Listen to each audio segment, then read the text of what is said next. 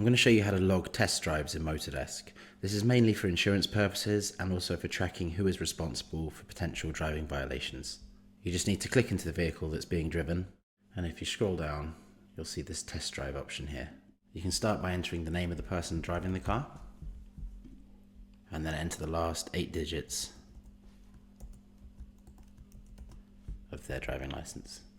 This check button here will take you to the UK government license check service. A driving license check code field is provided for recording the check code, along with a find option which provides the URL and QR code to help guide the customer to retrieve the check code.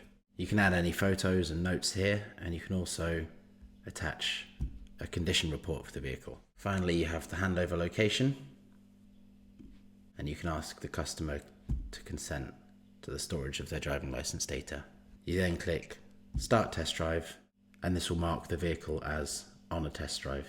You'll be able to see in the vehicle overview that the vehicle is currently on a test drive, and you can go back to view it here.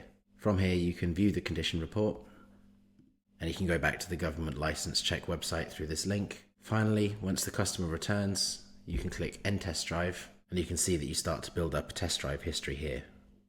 This page is now ready for the next person who would like to take a test drive.